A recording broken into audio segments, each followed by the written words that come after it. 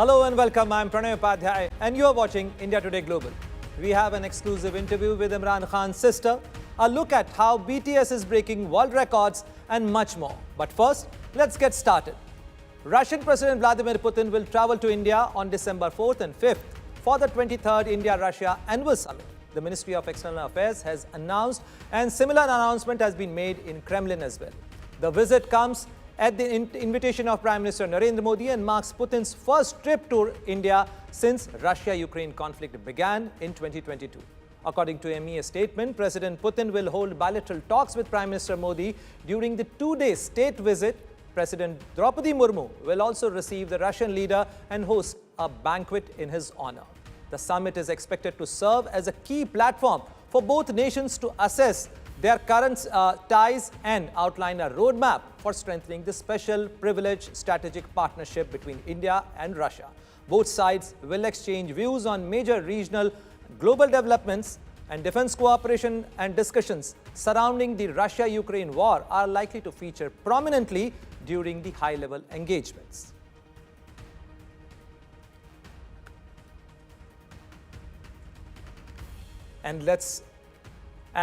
Russian President Vladimir Putin, in a recent statement, also said that, and he outlined that a draft peace plan discussed by the US and Ukraine could serve as a basis for future negotiation to end the war.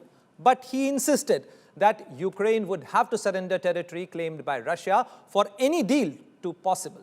And here is a detailed report on this issue and a possible peace plan which can be worked out between Russia and Ukraine.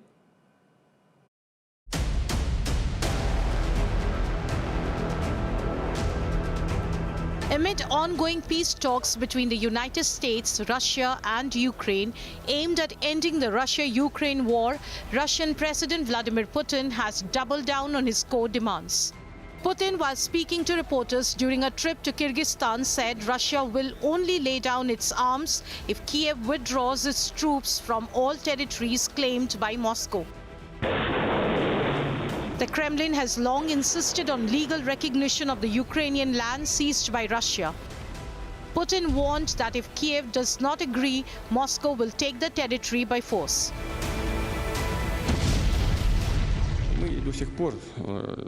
We keep receiving proposals to cease fire here and there. When Ukrainian forces leave the territories they hold, then the fighting stops. If they don't, we will achieve this goal by military means. That's it. Russia currently controls nearly one-fifth of Ukraine's territory. The question of occupied land remains the central obstacle in the peace process. Putin also commented on US President Donald Trump's proposed peace plan, calling it a set of issues put forward for discussion rather than a finalized agreement, but noted it could serve as the basis for further negotiations.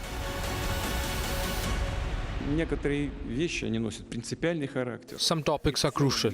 In general, we see that the US side takes into account our position which was discussed before and after Anchorage. It is clear that we need to sit down and discuss some concrete issues. Everything should be expressed in diplomatic language.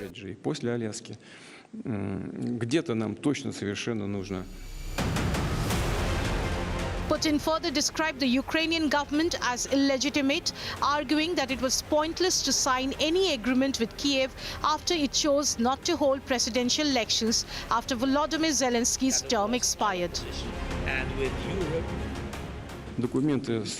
You know, it is pointless to sign documents with Ukrainian leadership. I've said it many times. I think that Ukrainian leadership made a strategic mistake when they feared to hold presidential elections. The president lost his legitimacy after that.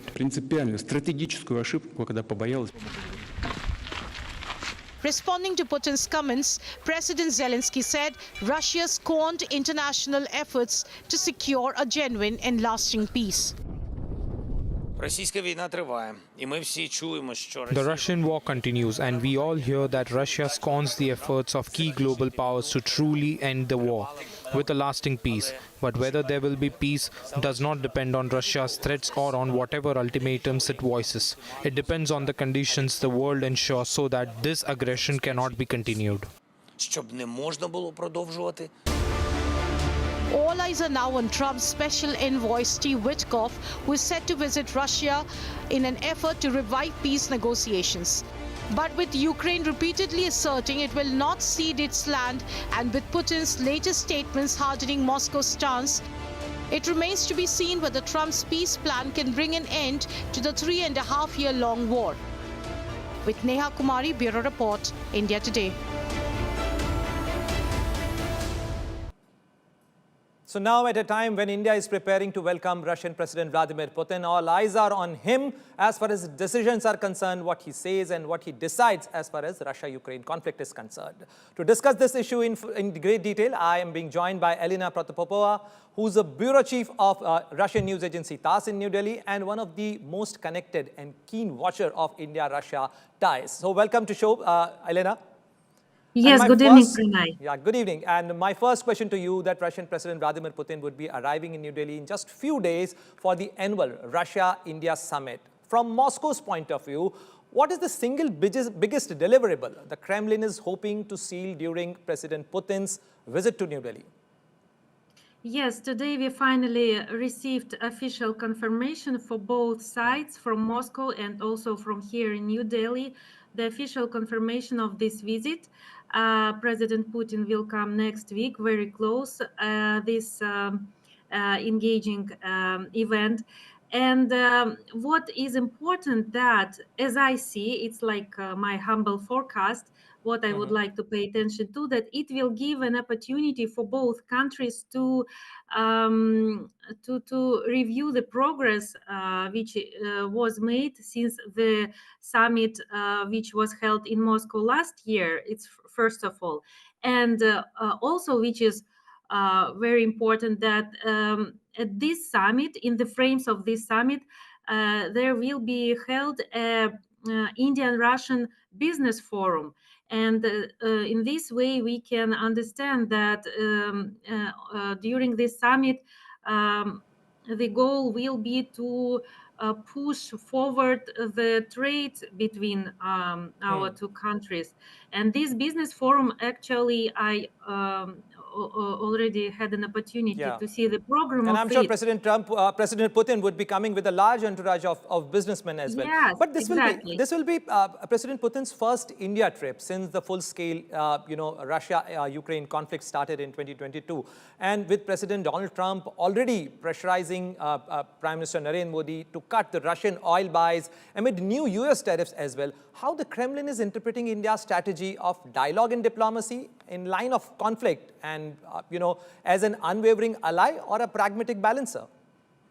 You know, this summit, I would actually underline again that the trade forum will take place. And let leave all this pressure to Trump. I do not want to comment on this. Actually, everything is already known, what they do and what policies they entertain.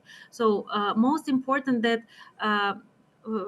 despite of all this pressure, the forum, the business forum, the both sides, the business forum on the in the frames of this summit will give an opportunity to discuss the officials from both sides the vast potential which our countries have in trade and investments, and not only on energy and traditional successful areas of cooperation as defense, but also for the possibilities, the opportunities for Indian exporters, for Indian businessmen to sell in Russia, to create new joint ventures in both in India and in Russia also.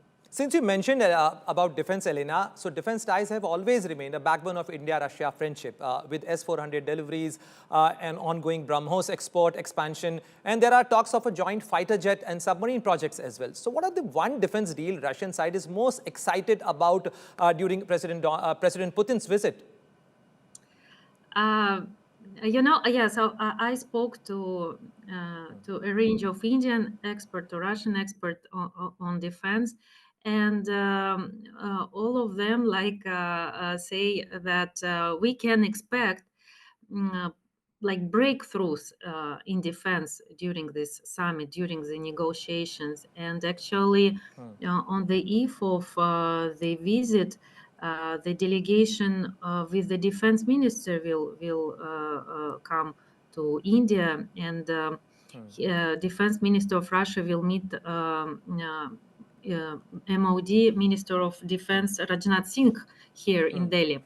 So among these breakthrough in defense, I can expect, and the experts shared their view with me, like on Su-57, some negotiations, of course, will come, not even negotiations. I guess there can be an agreement signed. Then on S-400, let's see how it goes. And air defense radars That is going to be very also. significant, Elena. But finally, on the lighter note, Prime Minister Narendra Modi and President Putin famously had great personal chemistry. We have seen their handshakes, their hugs, and even a car drive as well. So what's the mood in the diplomatic circles, and especially like, with your Russian contacts? Are we going to see another memorable Modi-Putin moment during this visit? I'm sure it will be, there will be a lot of warmness as usually between the two leaders, and we would witness new hugs, new handshakes, new smiles, a lot of them. We will see it in Delhi next week. Thank you very much, Elena, for joining with us and sharing this perspective. And let's hope that India-Russia friendship, India-Russia partnership will deliver some new gains, and achieve some new heights. Thank you very much. Thank you.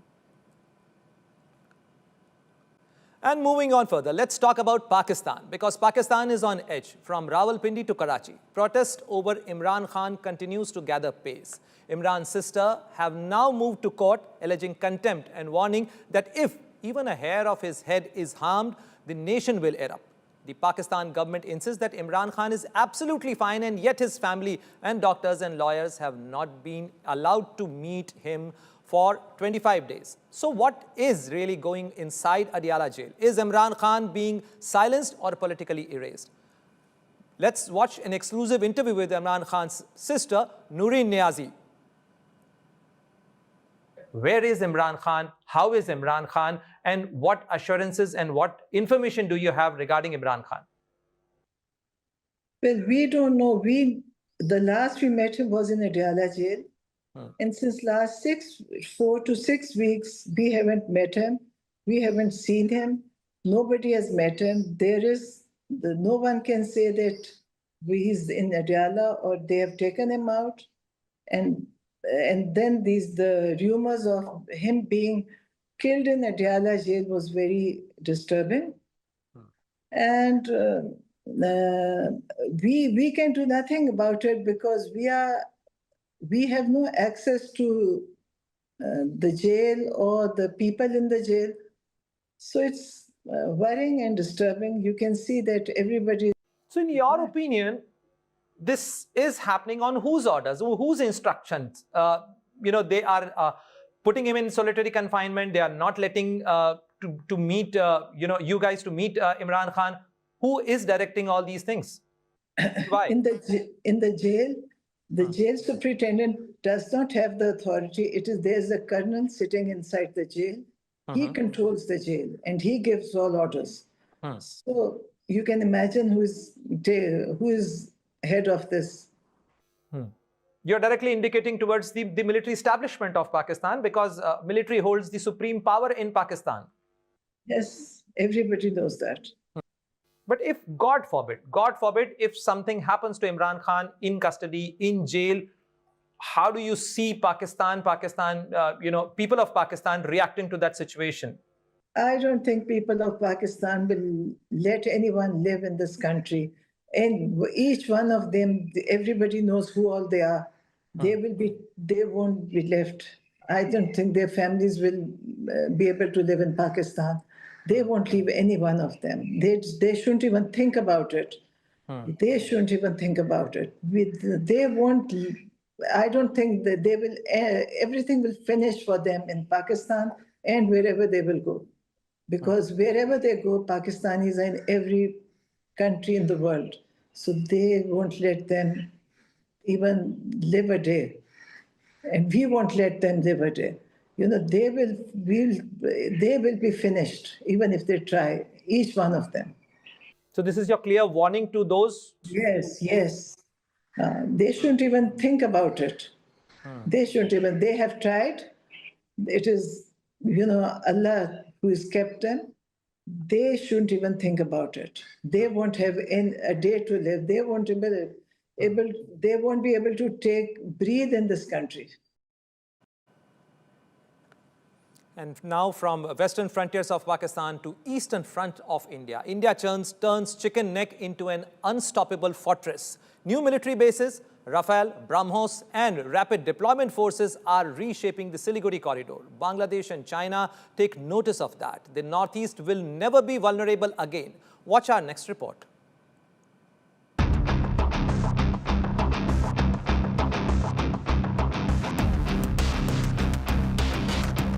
India is reshaping its eastern frontier. Along the narrow Siliguri corridor, 3 new military bases are rising. Rapid deployment forces, intelligence units, and offensive-ready garrisons designed to secure the northeast. With Bangladesh's pro-India Hasina era over and the Yunus government tilting toward China and Pakistan, New Delhi is acting decisively. But as India fortifies its flank, how will Dhaka respond to a corridor no longer defenseless? Hello and welcome. You're watching Statecraft with me, Geeta Mohan.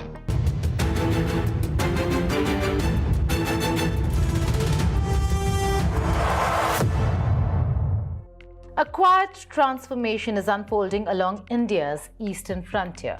In the narrowest corridor of the country, the Siliguri corridor or the Chicken's Neck, India is building the foundations of a new strategic posture. 3 new military bases, forward deployed and bristling with advanced capabilities, are reshaping the security landscape of South Asia. The Lachit Borfukan military station near Dhubri and the forward installations at Kishanganj in Bihar and Chopra in West Bengal are more than just garrisons. They are a signal.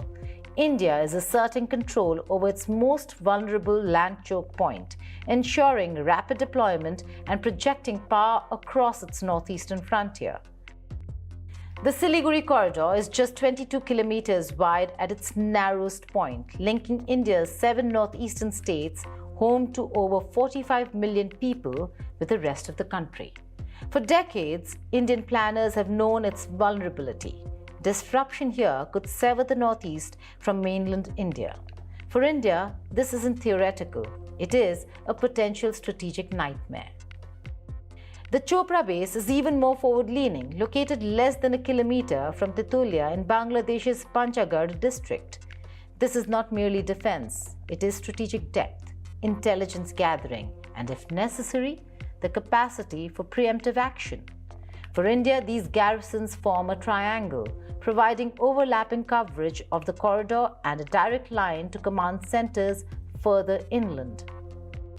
Reports indicate that Yunus has deepened engagement with both Islamabad and Beijing. Bangladesh plans to acquire $2.2 billion worth of Chinese J-10C fighters and is collaborating with Beijing to establish a domestic drone manufacturing hub.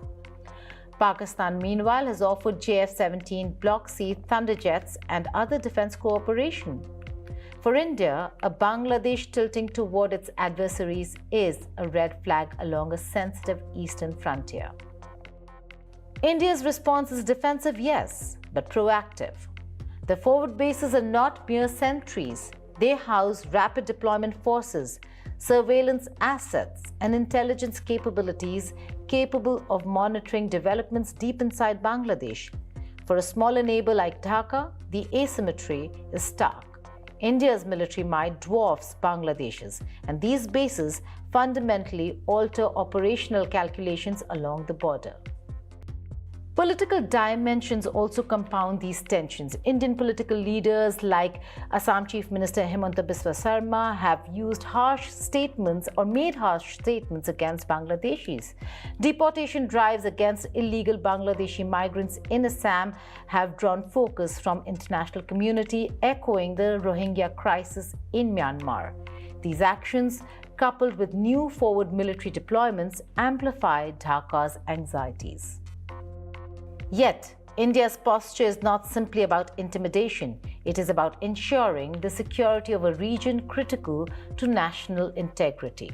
The Siliguri corridor connects the northeast, a region with diverse ethnic groups, strategic resources, and a population exceeding 45 million, to the rest of India. Any disruption would be catastrophic, politically, economically, and militarily.